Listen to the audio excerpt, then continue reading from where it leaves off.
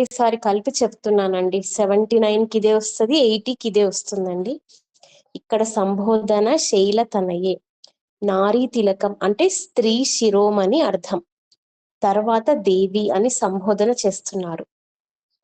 79, 80 అమ్మ యొక్క నడుము గురించి చెప్తున్నాయి శ్లోకాలు. నడుము యందు, లలాటం యందు, కంఠమునందు 3 గీతలు ఉండటం ఉత్తమ స్త్రీ జాతి యొక్క లక్షణం అండి. సాముద్రిక శాస్త్రం ప్రకారం వారిని పద్మిని జాతి స్త్రీలు అంటారు. అమ్మ యొక్క అత్యుత్తమమైన మాతృస్థానం చెప్తున్నారు ఇక్కడ. ఈ 3 రేఖలు త్రివలి అన్నారు. అంటే ఆ 3 రేఖలు ఎన్నో మూడింటికి సంకేతం అండి. ఇది చాలా చక్కగా భావించుకోవాలి. స్థానం నడుము గురించి 3 రేఖలుగా స్థానం. ఎన్ని మూడింట్లలో అమ్మవారు ఉన్నదో మళ్ళీ అన్ని మూడింటిలో అన్ని మూడింటికి అతీతంగా కూడా ఉన్నది అమ్మవారు, జగజ్జననియే. ఆ త్రిపుర సుందరి ఏమిటో, ఆ మూడు ఏమిటో చూద్దామండి.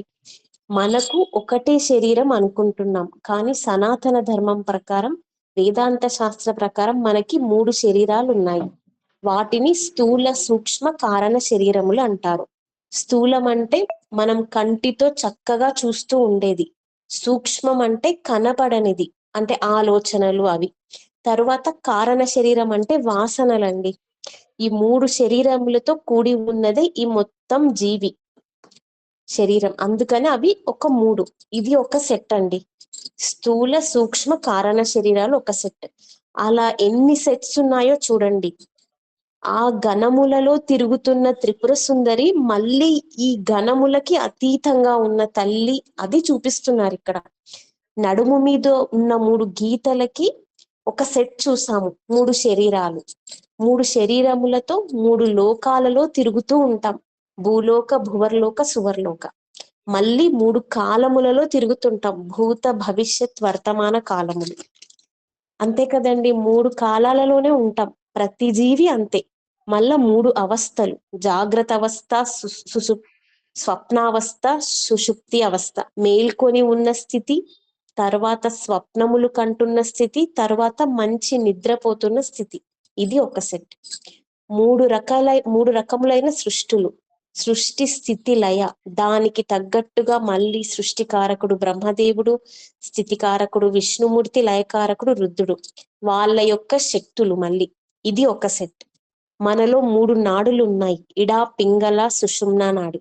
ఇది ఒక సెట్. తర్వాత అగ్నులు 3: గాహపత్యాగ్ని, అహవానియాగ్ని, దక్షిణాగ్ని.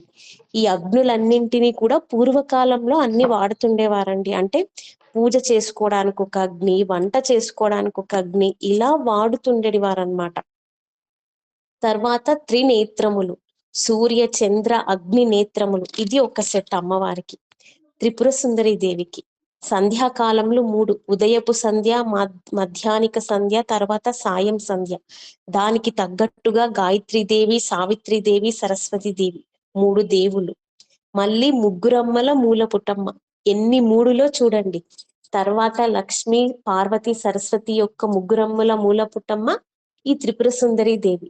మళ్ళీ గుణములు: సత్వ, రజస్తమో గుణములు. వీటన్నింటిలో ఉండి అందరినీ నడిపిస్తున్న తల్లి. ఇవన్నీ సంకేతార్థములు. తరువాత ఓంకారం: అకార, ఉకార, మకారములతో కూడి ఉన్నది. నాదం నుండే అని అంటాం కదండి.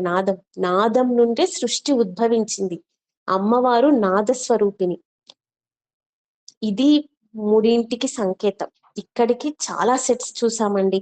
మరి ఇవన్నింటినీ కూడా నడుము యొక్క 3 గీతలకు సంకేతం అండి. 70, 80 శ్లోకాలు 2 త్రిపుర సుందరి దేవి ధ్యానం అన్నమాట. ఇదేనండి అమ్మ. యాక్చువల్ గా ఈ 80 భావం ఏంటంటే అమ్మవారి 3 గీతలు, 3 మడతలని చెప్తారండి భావము. అలా కాకుండా ఇలా చెప్తున్నాను అనమాట. ఆ 3 గీతలు ఏంటి అనేది, అమ్మవారి నడుము పైన ఉన్న 3 గీతలు. ఇదేనండి భావము. అర్థమైందండి ఏమన్నా?